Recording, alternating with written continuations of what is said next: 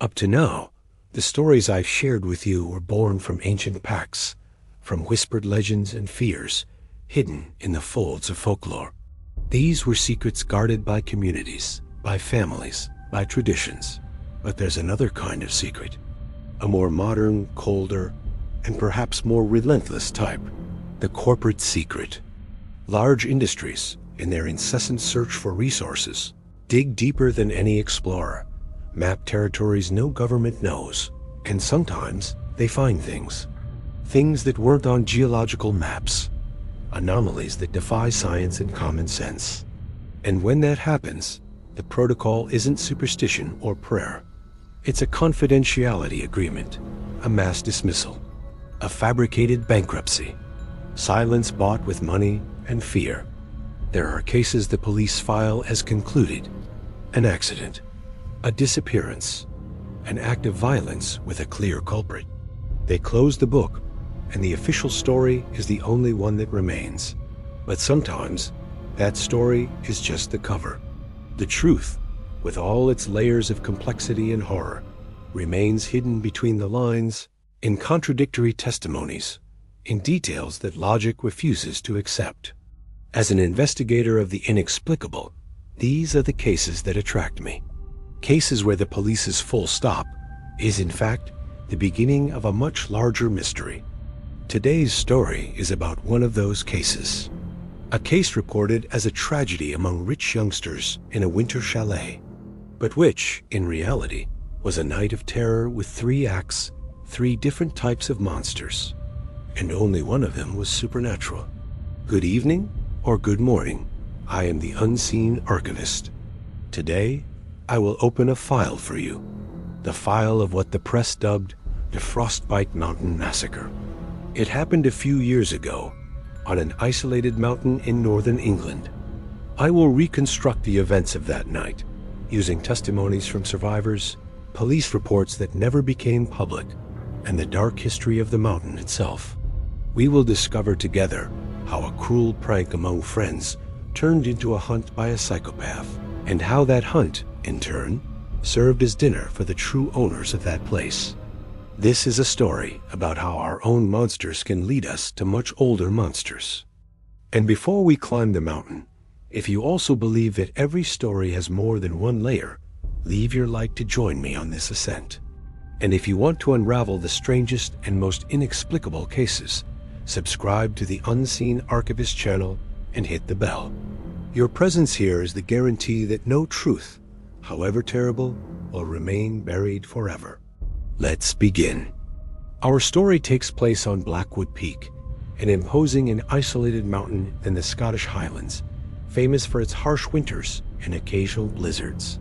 At the top, the powerful industrial Montgomery family from London built a spectacular winter chalet, a luxury and modern refuge in the middle of nowhere. The case begins a year before the main tragedy. 10 friends, all young, rich, around 18 years old, are spending their winter holidays at the chalet. Among them, the family's twin sisters, Eleanor and Beatrice Montgomery, and their older brother, James.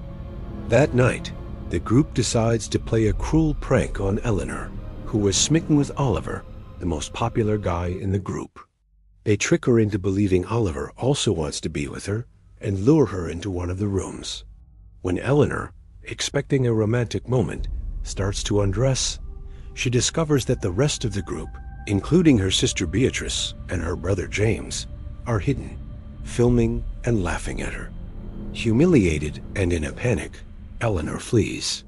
She runs out of the chalet into the freezing night and the snow-covered forest, wearing only light clothing. Her twin sister Beatrice, feeling guilty for having participated in the prank, runs after her, trying to stop her. The two were never seen again. Police conducted extensive searches, but the blizzard that night was one of the worst in a decade. The official conclusion: the sisters got lost in the storm and died of hypothermia. Their bodies were never found, probably buried under meters of snow or carried away by wild animals. A tragic accident caused by a youthful prank that went terribly wrong. Case closed. A year later, The older brother, James, invites the same group of 8 friends back to the chalet. The reason, he said, was noble: to spend the anniversary of the disappearance together, to honor the memory of Eleanor and Beatrice, and perhaps find closure for the collective trauma. The friends, feeling guilty, accept the invitation. They go up the mountain on a private cable car, isolating themselves from the world. They weren't going for a tribute. They were walking into a trap, and the hunter was one of them. The reconstruction of the events of that night is based primarily on the testimony of Sophia, one of the survivors. She describes that, as soon as they arrived at the chalet, the atmosphere was already heavy. James seemed strange. His eyes had a feverish gleam. And then the games began. First, it was small things. The power flickered. Bizarre messages appeared on their phones, even without signal. A Ouija board, which they used in a prank, spelled out the word revenge. But the situation escalated quickly. The group split up to explore the chalet, and that's when the psychopath attacked. Sophia and her boyfriend Charlie say they were chased by a masked figure through the corridors. Amelia, another friend, said she saw a bloody ghost in the bathroom. Oliver and his girlfriend, the influencer Grace, were lured to an abandoned cabin near the chalet, where a trap almost decapitated them. The terror was real. They were convinced that a serial killer, perhaps a maniac inspired by the previous year's tragedy, was in the chalet with them, hunting them one by one. Paranoia set in. They started to distrust each other. The luxury chalet became an arena of psychological horror. The psychopath seemed to be everywhere. He used the chalet's layout, secret passages, and a camera system to create illusions, to mimic the voices of the missing twins, to project shadows and figures. It was a sadistic game, designed to break the mind of each one of them. And the one responsible for everything was James. His grief over the loss of his sisters had turned into a psychotic hatred for the friends he blamed. He didn't want to kill them. He wanted them to feel the same terror, the same humiliation his sister Eleanor felt a year earlier. He wanted his revenge, and he planned it with sick precision. What James didn't know was that his cruel prank, his theater of horror, was noisy. And noise on Blackwood Peak ... attracts attention. At the height of James's attack, when the friends were in full panic, a new element entered the equation. A man. According to the testimony of Charlie and Amelia, who had fled to an old radio tower on the mountain, they were ambushed. But not by the masked figure, by a large man wearing heavy hunting clothes, his face covered by a beanie and goggles. And he carried a flamethrower. Initially, the police treated this man as a second suspect, perhaps the true killer. But the survivors were clear. He did not attack them. He knocked them out and dragged them to a safe place. Here begins what's truly scary. My investigation into this flamethrower man revealed his identity. He wasn't a criminal. His name was Arthur, and his family had worked as caretakers of the Montgomery properties on that mountain for 3 generations. After his father's death, he became a hermit, a guardian not of the chalet, but of the mountain itself. He knew the true history of the place, a history that the Montgomery family, in their arrogance, preferred to ignore. Blackwood Peak, before it became a winter resort, housed a radio mine in a small mining village in the late 19th century. The Montgomery family bought the entire mountain in the 1920s, built a sanatorium for tuberculosis patients over the ruins of the mine, and decades later, demolished everything to build their modern chalet. Arthur, the hermit, knew what had happened in that mine a century earlier. He knew what the mountain hid, and he wasn't hunting the young people. He was trying to save them. He knocked them out to get them out of harm's way, to hide them. Because the noise and panic of James's prank had sounded like a dinner bell, and the mountain's true predators, awakened from their slumber, were coming out to hunt. This is where the official story and the real story diverge forever.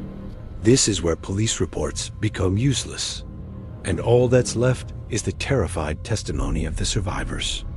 While James revealed himself as the psychopath to his friends in one of the outbuildings, and the human drama reached its climax, the real hunt began.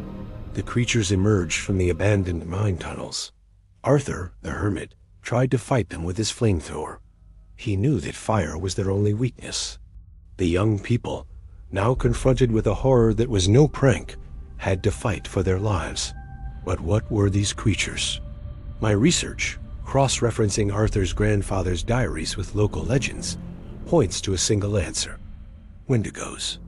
The legend, adapted to the reality of that mountain, tells that, during a particularly brutal winter in 1897, an accident buried dozens of miners in the tunnels.